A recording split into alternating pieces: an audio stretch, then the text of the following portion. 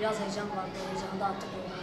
Şu anda çok memnunum, çok sevinçliyim. Mesela çocukların fazla süt içmediğini görüyordum, yumurta yemediğini görüyordum. Bizim Cize'de de biraz sinirler fazla olduğu için onlara eziyet edenleri görüyordum çocuklardan fazla. Onlara hem hayvanlara hem de sütü severim. Ne şimdi sütü severim, böyle yani. Düşündüğüm böyle. Çok güzel bir ilgi bence. Çocuklar da mesela daha çok böyle projeler yapıp dünya çapında geleceğine evliler. Gelecek yılda artık yapmayı düşünüyorum. Güzel fikirlerle daha katılıp daha büyük derecelere girmeyi düşünüyorum artık. Peki büyüyünce ne olmak istiyorsun? Bilim adamı olmak istiyorum. Mucit bilim adamı. Hani İsmail Ebu'lizler gibi. Evet. Bundan da İsmail Ebu'lizel Cize'yi örnek mi gösteriyorsunuz? Evet. Tamam.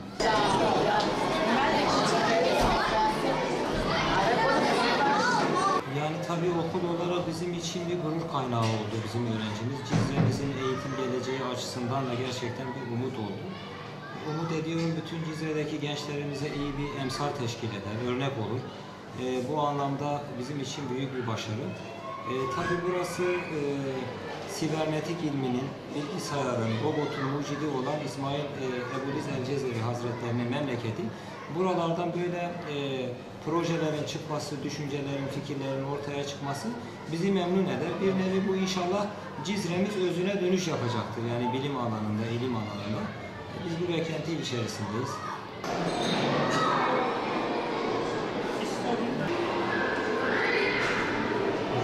Projemiz eğlenceli ambalajlar. Projenin isminden de anlaşıldığı gibi öğrencimiz kendi hayatında karşılaştığı soruna bir tane çözüm üretti. Ve bu çözüm de uluslararası bazda çok büyük değer gördü. Sağ olsunlar, çok değer verdiler. Oradaki büyük jüri üyeleri, jüri başkanımız projenin çok elle tutulur, gözle görülebilir bir proje olduğunu söyledi.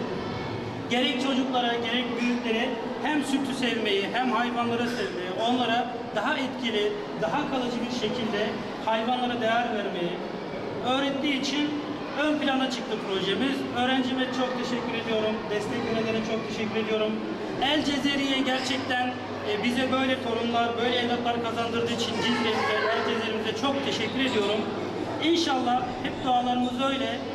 Her zaman dedeleri gibi, El Cezeri gibi, İsmail Ebu'liz gibi hiçbir problem karşısında asla yılmadan problemlere çözüm üretmelerini istiyorum. Bizim öğrencilerden en beklediğimiz temel nokta bu. Her zaman girdiğim bütün derslerde, bütün sınıflara şunu söylüyorum. Hiçbir zaman problemler karşısında yılmayın. Hangisi olursa olsun, hangi şartta olursanız olun, muhakkak problemin üstesinden gelecek bir çözümünüz vardır. İşte bu çözüm belki o binlerce, milyonlarca çözümden sadece bir tanesi.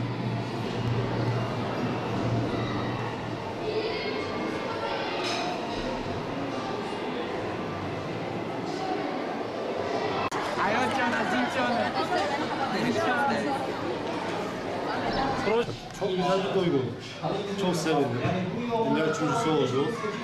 Yani bekliyordum böyle bir şeyi bundan.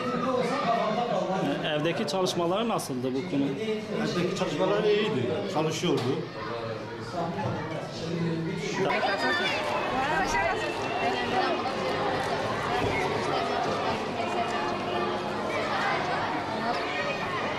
Okul Aile Birliği Başkanı olarak öğrencimiz İbrahim Ulu'nun dünya üçüncü başarısından dolayı tebrik ediyorum.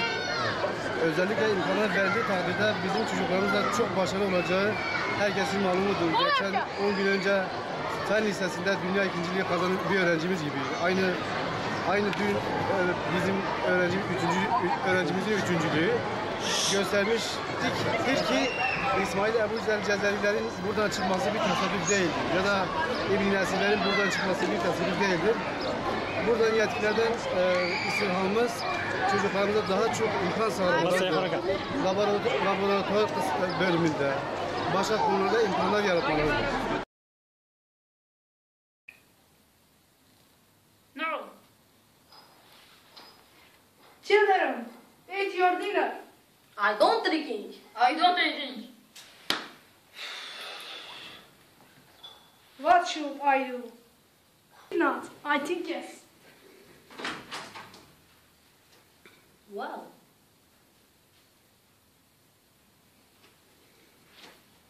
Oh my God! Dad, what are these beautiful? It has milk in it. There are also eggs in it. Father, allow them to. You know you didn't want. Daddy, but they are very different.